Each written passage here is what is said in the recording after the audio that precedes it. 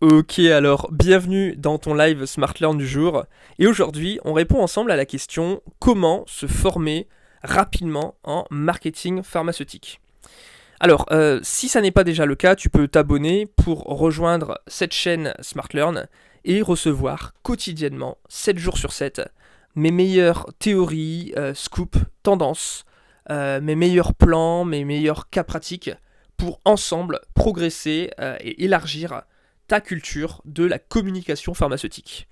Tu peux aussi rejoindre mon canal privé Telegram, dont le lien se situe dans la description de cette vidéo, et tu verras que tu auras aussi accès gratuitement, tout comme mes plus fidèles abonnés, à mes meilleurs plans secrets, mes meilleurs contenus surprises, mes meilleurs partages.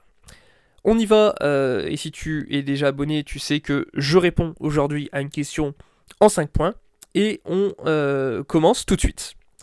Alors, le premier point le plus évident pour te former en marketing pharmaceutique, c'est la voie, la voie universitaire. C'est-à-dire que tu vas faire en général, dans le parcours le plus commun, un doctorat en pharmacie, une première année de passe, tu vas effectuer 5 ans dans ta région natale, et puis en général, lors de ta sixième année, tu devras faire ce qu'on appelle un Master 2, ou un M2, qui en général pour le marketing se situe sur Paris, à Paris, pardon. Et là, il faudra bien distinguer deux écoles. Il y a l'école privée et l'école publique. La team privée, c'est tout ce qui est les programmes grandes écoles type HEC et SEC. Euh, j'ai pas assez de contacts pour te donner un point de vue suffisamment représentatif de ces formations. Euh, Sache qu'évidemment, le plus gros point fort, ce sera le réseau. Euh, le point faible, évidemment, c'est payant. Et ça peut aller parfois jusqu'à de lourdes sommes à devoir emprunter euh, si tu t'apprêtes à faire un prêt étudiant. A contrario, tu as la team publique, qui sont des masters tout aussi de qualité. Pour la petite anecdote, le premier master en marketing pharmaceutique était public, et c'est après les grandes écoles qui se sont inspirées de ce programme. Euh, donc finalement, dans la team publique, tu as différentes formations qui se développent, la plus ancienne étant historiquement celle de Châtenay-Malabry. Tu en as un maintenant sur Versailles, enfin tu regarderas.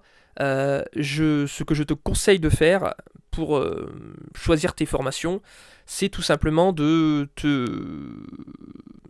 procurer le guide de l'ANEPF des meilleurs de tous les M2, et tu auras accès finalement à toutes les formations avec l'inventaire et rapidement les descriptions. Sache qu'il est gratuit, donc c'est le guide de l'ANEPF des Master 2. Voilà pour ça, donc ça c'est la première voie principale pour te former, celle qui est officiellement reconnue d'État, celle qui te donne le bout de papier à la fin, le diplôme. Oh là là, on est super heureux. Maintenant, je vais te donner d'autres pistes de recherche et de réflexion, parce que euh, ce sont des types de postes où la formation universitaire ne suffit pas. Euh, Surtout pour notre génération, enfin, faut vraiment être arriéré pour ne pas comprendre que un bout de papier suffit encore à te distinguer de tous les autres profils. Aujourd'hui, on est dans un système universitaire qui est surchargé, avec beaucoup de gens qui se croient spéciaux, mais qui finalement, en fait, quand tu regardes sur le papier, ne sont que des clones. Donc, si tu veux progresser, tu dois aussi être proactif, et dès la deuxième année, si c'est vraiment le domaine de la communication, du marketing qui t'intéresse, faire comme moi j'ai pu faire, aller parler à des gens dans le domaine, et puis ne pas attendre pour te former.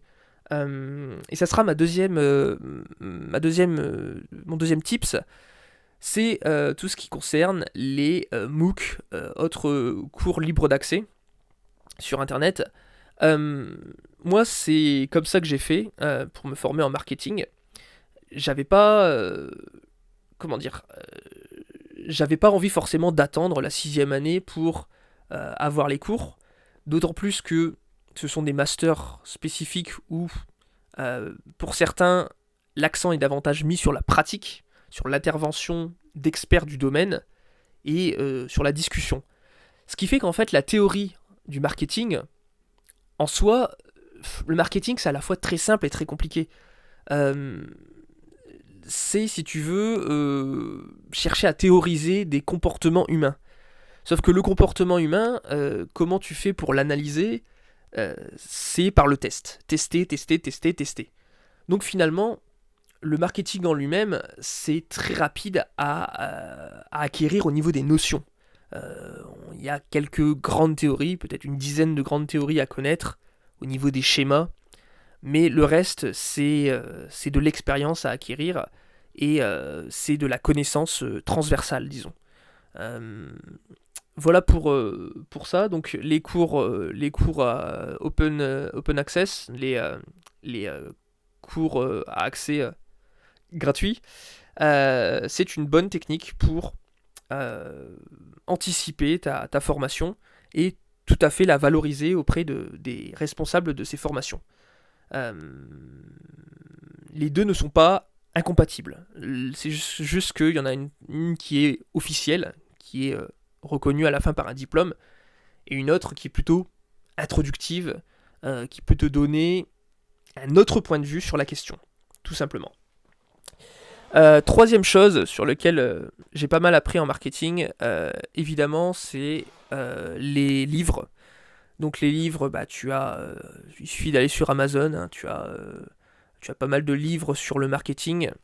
Euh, le gros avantage, c'est que avant de te spécialiser dans le marketing pharmaceutique, bah, c'est d'abord le marketing tout court que tu peux appréhender à travers d'autres modèles d'industrie et de comprendre surtout comment fonctionne l'humain, comment fonctionne la pulsion d'achat, comment fonctionnent les désirs, euh, comprendre surtout pourquoi on le fait en fait.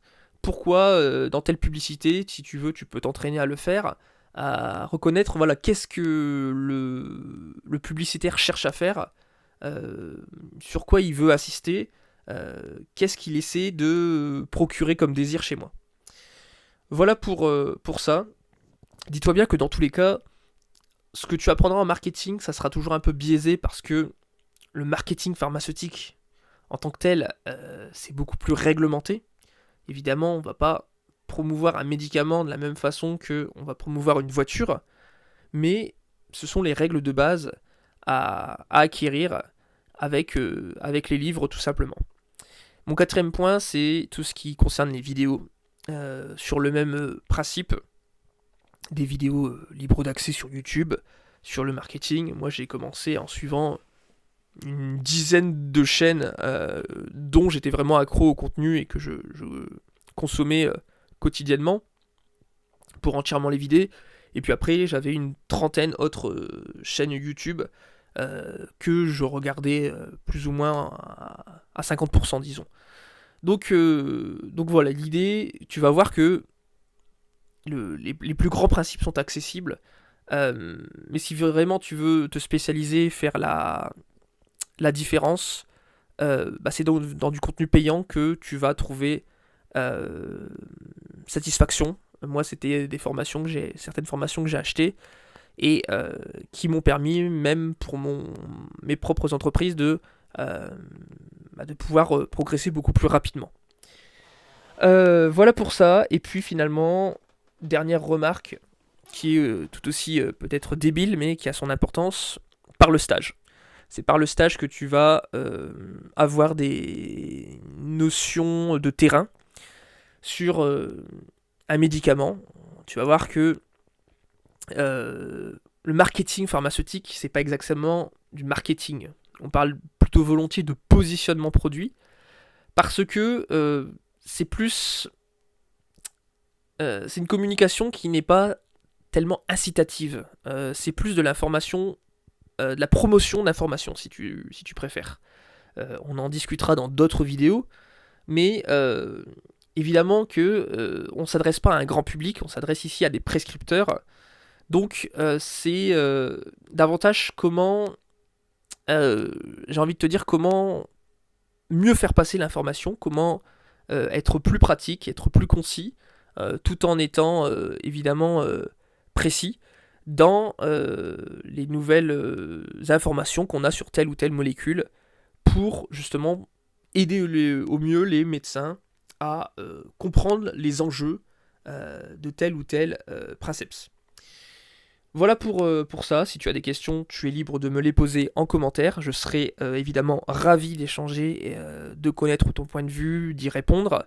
Et puis sur ce, on se retrouve tout de suite dans mon canal Telegram privé ou dans le prochain live Smart Learn si tu rejoins l'aventure.